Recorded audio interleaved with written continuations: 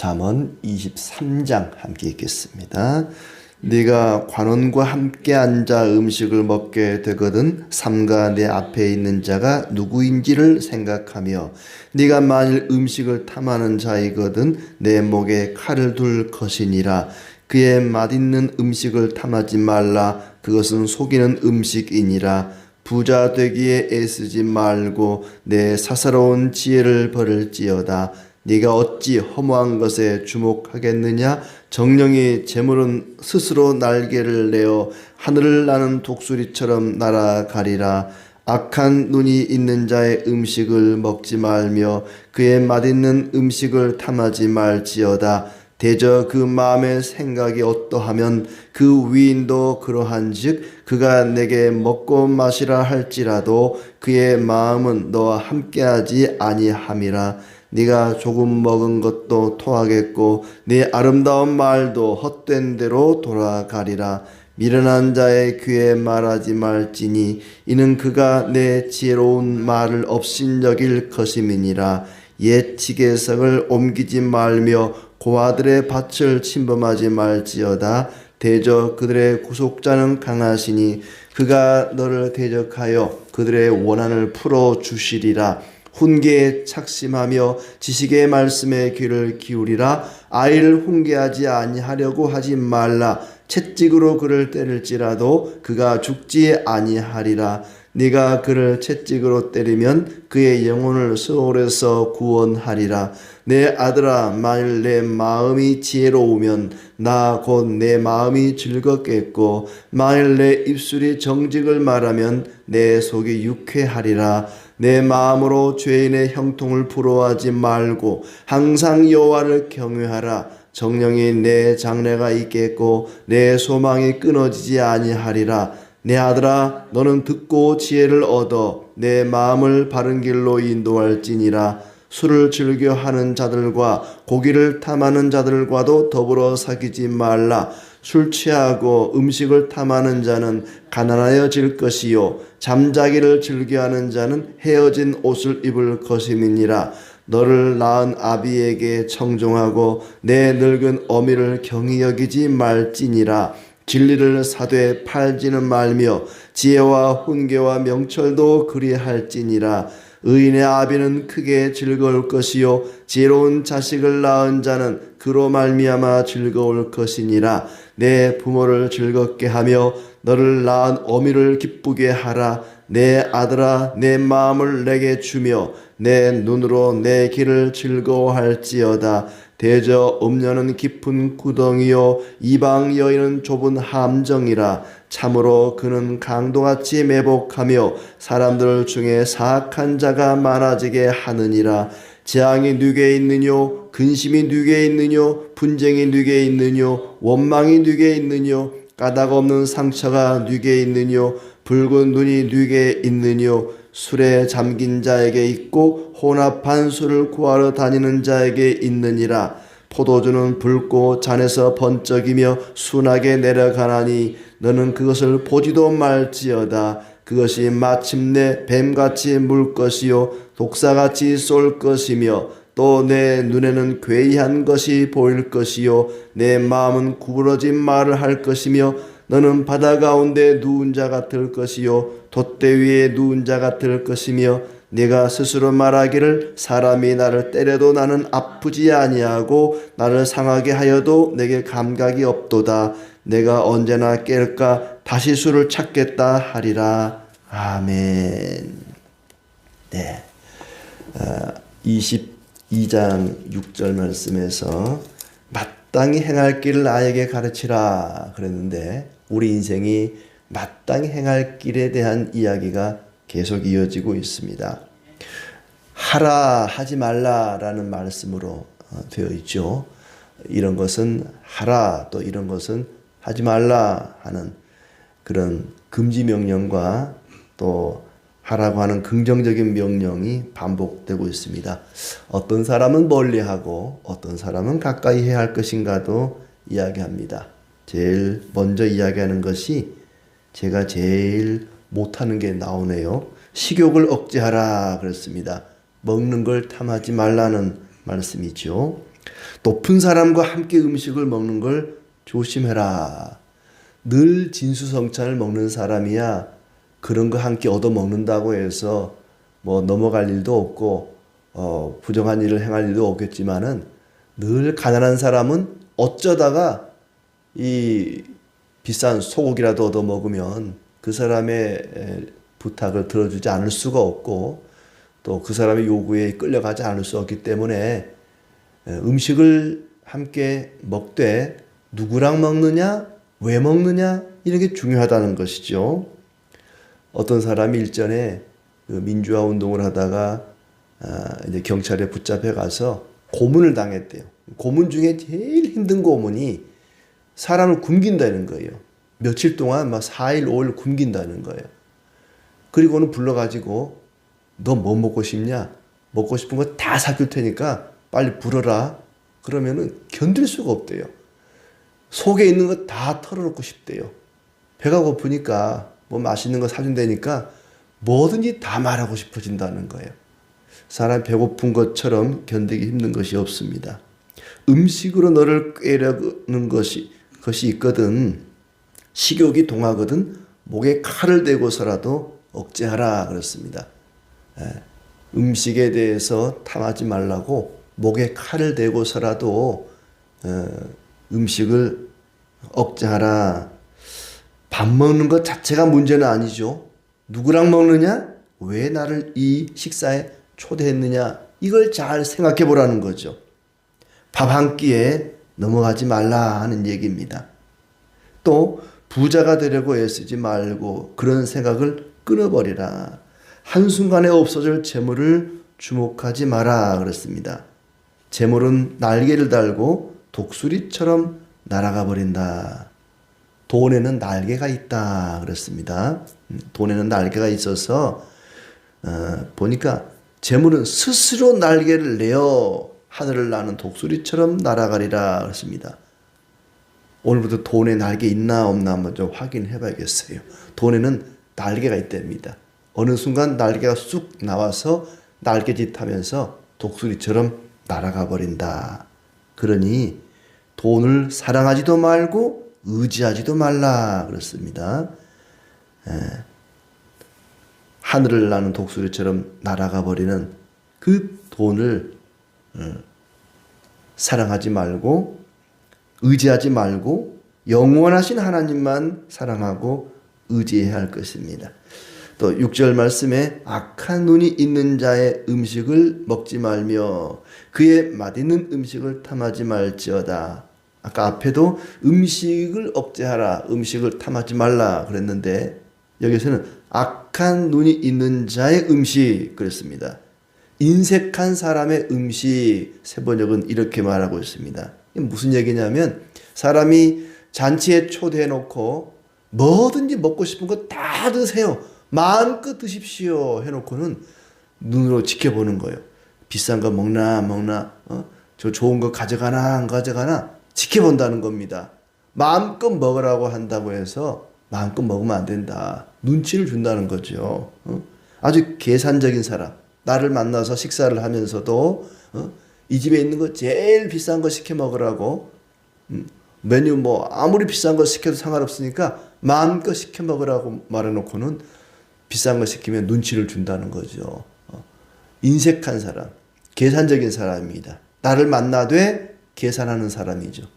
이 사람에게 얼마짜리 밥을 사주면 내가 얼마짜리를 공사를 따낼 수 있겠다. 얼마를 얻어낼 수 있겠다. 나에게 음식을 사주면서 대접하면서 계산하는 투자한 것보다 몇 배를 내가 더 뜯어낼 수 있겠다. 이렇게 계산하면서 나를 만나는 사람, 그런 사람 만나지 말라는 거예요. 그런 사람이 사주는 음식 먹지 말라는 것입니다. 말로는 먹고 마시라고 해놓고도 속마음은 떠나 있어 헛된 일이 될 것이다. 악한 자와 사귀지 말라. 우리가 누군가와 함께 식사를 할 때 그것이 식사인지 미끼인지 구별할 줄 알아야 한다는 얘기입니다. 계산적인 사람 또 나를 만나되 그렇게 손익을 따지는 사람 그런 사람은 사귀지 말라 했고 9절에 미련한 자는 너의 슬기로운 말을 없인 여길 것이니 아무 말도 하지 말라. 어리석은 사람과 만나서는 진리에 대해서 지혜에 대해서 가르칠 필요가 없다는 거예요.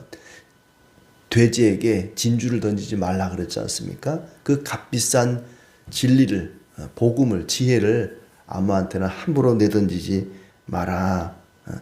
거절하는 사람에게는 그 귀한 걸 주지 말라는 얘기죠. 미련한 자의 귀에 말하지 말라 그랬습니다. 내 지혜로운 말을 업신여길 것이다. 또 가난한 자를 함부로 대하지 마라 그랬습니다. 옛 지계석을 옮기지 마라. 땅과 땅의 경계를 정해놓은 그 돌을 상대방 쪽으로 미는 거죠. 그럼 내 땅이 넓어지니까. 그렇게 가난한 사람의 지계석을, 하나님이 정해놓은 땅과 땅의 경계를 옮기지 마라. 악한 사람이 되지 말라는 얘기죠. 연약한 사람을 함부로 대하지 말라는 얘기입니다. 훈계를 마음에 간직하고 지식의 말씀에 귀를 기울이라 그랬고, 아이가 잘못하면 매질을 해서라도 꾸짖어야 된다. 그러면 수월에서, 지옥에서 건져낼 것이다. 반대로 말하면은 어린 아이가, 자녀들이 잘못하는데도 내버려 두는 것은 그것은 지옥으로 떠미는 것입니다. 불구덩이를 향해서 걸어가는 아이가 있다면 힘을 다해서 끄집어내야죠. 강제로라도 못 가게 막아야겠죠. 그냥 말로만 타일려서는 안 되죠. 그럴 때는 매질을 해서라도 잘못한 아이를 꾸짖어서 수월에서 건져내야 된다 그랬고, 내 아이들아, 네 마음이 지혜로우면 내 마음도 즐겁다. 자녀의 마음이 즐거우면 부모의 마음도 즐겁죠. 자녀들이 항상 즐겁게 살아갈 수 있도록 우리 기도해야 할 것입니다. 더 이상 자녀가 잘못하는데도 막을 수 없는 그런 장성한 자녀가 되었다면 하나님께서 그 자녀를 잘못된 길로 가지 않도록 바른 길로 이끌어 달라고 자녀를 위해서 기도해야 할 것입니다. 우리가 매를 댈 수는 없지만은 기도를 통해서 하나님께 부탁을 해야겠죠. 또 네가 옳은 말을 하면 내 속이 다 후련하다, 이런 표현도 있습니다. 16절에 만일 내 입술이 정직을 말하면 내 속이 유쾌하리라. 자녀들이 정직할 수 있도록, 자녀들이 옳은 말을 할 수 있도록 기도해야 할 것입니다. 그러면 부모가 속이 다 아주 후련하고 기분이 좋다 그렇습니다. 자녀들이 하나님 앞에 바르게 살아가고 옳은 말을 하고 정직하게 살아감으로써 그들 스스로도 바른 길을 가고 하나님의 축복을 받고 또 부모에게도 기쁨이 되는 그런 역할, 부모의 역할을 우리가 잘 감당해야 할 것입니다. 17절에 죄인을 보고 부러워하지 말고 주님을 경외하라 그랬습니다. 악한 자들의 형통을 보고 부러워하지 마라. 다윗에게도 끊임없이 주께서 말씀하셨죠. 악인의 형통을 부러워하지 마라. 그들은 미래가 없고 소망도 또 끊어지게 될 것입니다. 악인의 형통은 마치 초가지붕에 피어나는 풀과 같습니다. 초가지붕은 그 볏짚, 초가지붕의 그 재료 자체가 거름이 되어서 아주 날씨가 따뜻하면은 이 풀이 순식간에 자랍니다. 하루에도 쑥쑥 자라죠. 그러나 뜨거운 태양이 일어날 때 순식간에 사그라져 버립니다. 악인은 순식간에 형통해질 수 있지만 반대로 순식간에 또 망하게 될 것입니다. 그러니 악인의 형통을 부러워하지 마라. 그들의 소망이 끊어지게 될 것이다. 그리고 그 악인의 형통을 부러워하다 보면은 나도 모르게 그 악인의 삶을 따라가게 된다는 거죠. 그러니 악인의 형통을 부러워하지 마라. 그럴 때에 내게 장래가 있겠고 소망이 끊어지지 않을 것이다. 악인의 길에는 장래도 없고 소망도 없습니다. 그러니 악인의 형통을 부러워하지 말고 믿음 좋은 사람을 부러워하고 닮아가야 할 것입니다. 19절 말씀에 잘 듣고 지혜를 얻어서 마음을 바르게 이끌어라. 술 취하면 재산을 탕진하니 그런 사람과는 어울리지 마라. 또 술을 멀리하라 그렇습니다. 술을 마시게 되면은 판단력이 흐려지고 어떤 사람은 술 취한 사람을 살았으나 죽은 사람이라 이렇게 표현하기도 합니다. 그러니 술 취하지 마라. 하나님 말씀을 잘 듣고 지혜를 얻어서 마음을 바르게 해야 되는데 술 취하게 되면은 그 마음이 바를 수가 없습니다. 마음을 올곧은 길로 가야 되는데 술 취하면 그럴 수가 없기 때문에 술 취하지 마라 그랬고, 부모를 업신여기지 말고 순종하라. 어버이를 즐겁게 하라. 특히 어머니를 기쁘게 하라. 의인의 부모는 기뻐한다 그렇습니다. 이런 말씀은 자녀들이 들어야 되는데 이 중요한 말씀을 할 때 자녀들이 없단 말이죠.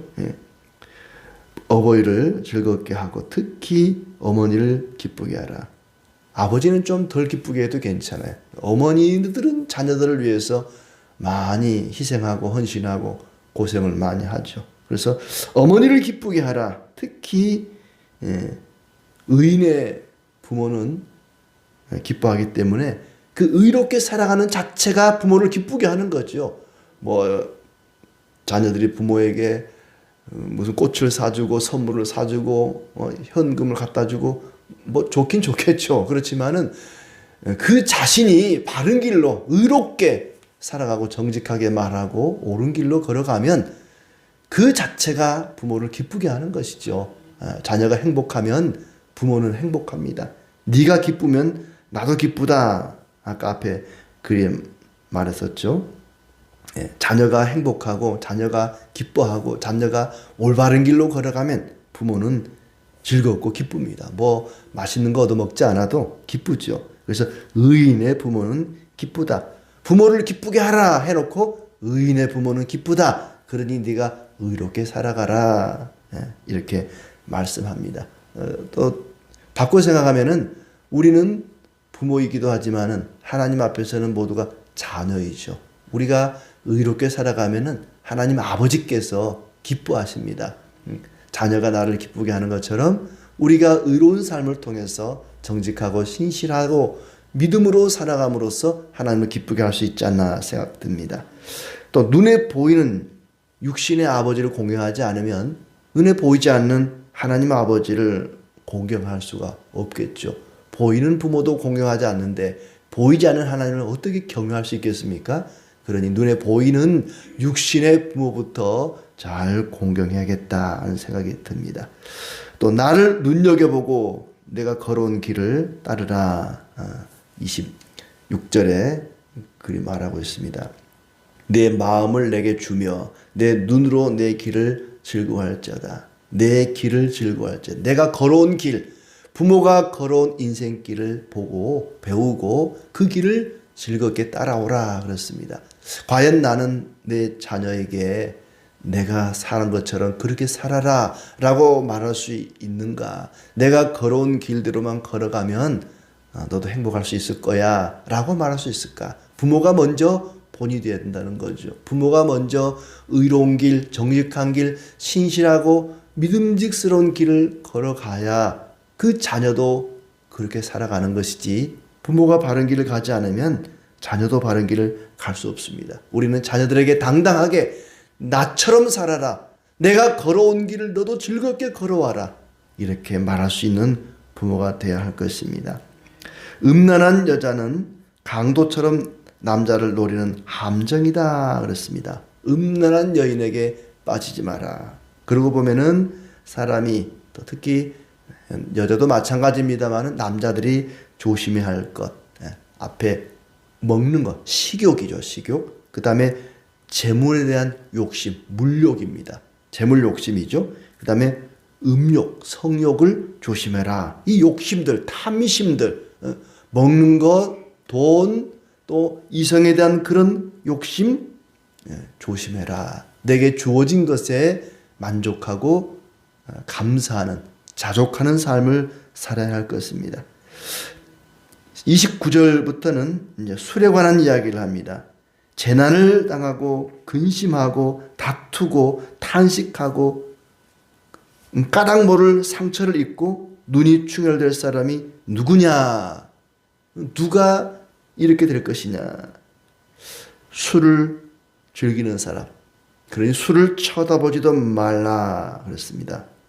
술을 보지도 말라 그랬죠. 32절에 그것이 마침내 뱀같이 물 것이요 독사같이 쏠 것이며 내 눈에는 괴이한 것이 보일 것이요 내 마음은 구부러진 말을 할 것이다. 술에 대해서 이렇게 아주 상세하게 그리고 사실적으로 묘사한 표현이 있을까 싶습니다. 술은 이렇게 사람에게 여러 가지 해악을 끼칩니다. 29절을 보면은 까닭 없는 상처가 네게 있느냐. 이유를 알 수 없는 상처가 있습니다. 술이 취하게 되면은 이유 없는 상처가 있어요. 저도 예수님 믿기 전에 술에 취해가지고 아침에 보니까 온몸에 막 상처가 있는 거예요. 가시밭을 막 그냥 걸어온 거예요. 아픈 줄을 모르고 여기 보면 그런 표현들이 아주 적나라하게 나옵니다. 아픔을 느끼지 못하는 거예요. 35절에 보니까 사람이 나를 때려도 나는 아프지 아니하고 나를 상하게 하여도 내게 감각이 없도다. 술에 취하면 감각이 없죠. 때려도 아프지 않습니다. 그리고는 내가 언제나 깰까 다시 술을 찾겠다. 아침에 술 깨고 나면은 또 술을 찾는다는 거예요. 우리나라 사람들은 해장술이라고 해요. 해장술. 술은 술로 깨는 거야. 그러면서 아침에 일어나면 또 술을 찾는다는 거예요. 이 술 취한 사람의 특징입니다. 괴이한 것만 보이고 허튼 소리만 나올 것이다. 눈에 아주 이상한 것들이 보인다는 거죠. 입에서는 허튼 소리가 나옵니다. 바다 가운데 돛대 꼭대기에 누운 것 같고 때려도 아프지 않고 깨면 또 한 잔 해야지라고 말한다는 것입니다. 음식이나 술이나 돈 자체가 문제가 있는 건 아니죠. 부자가 문제 있는 것도 아닙니다. 그것을 탐하는 것이 문제라는 거죠. 음식을, 술을 탐하고 돈을 탐하고 부자가 되기를 목적으로 삼는 것, 그것이 문제가 된다는 얘기입니다. 돈이 많은 사람이 아니라 믿음 좋은 사람을 우리는 부러워해야 합니다. 우리에게 주어진 것에 만족하고 자족하고 하루하루 감사하며 살아간다면 이런 탐심을 물리칠 수가 있습니다. 술과 고기, 주지 육림에 빠지는 이유는 뭐냐? 어려서부터 아이가 잘못된 길로 가는데도 매를 대지 않고 그냥 내버려 두면은 결국 인생은 이렇게 된다는 것입니다. 이 재물에 대한 욕심, 음식에 대한 욕심, 또 이성에 대한 욕심에 빠지게 된다는 거죠. 그래서 어려서부터 잘못된 길로 가거든 매를 때려서라도 그걸 막아야 된다. 그 이유가 여기에 있습니다. 우리는 술에 취하는 자가 아니라 성령의 충만함을 입어서 이 세상을 하나님의 말씀에 따라 성령의 이끄심에 따라 살아가야 할 것입니다. 오늘도 우리의 주어진 삶의 시간들 속에서 이 세상 것에 욕심 부리지 말고 탐욕을 내려놓고 성령 충만한 가운데 하나님의 뜻에 따라 살아가기를 진심으로 축복합니다.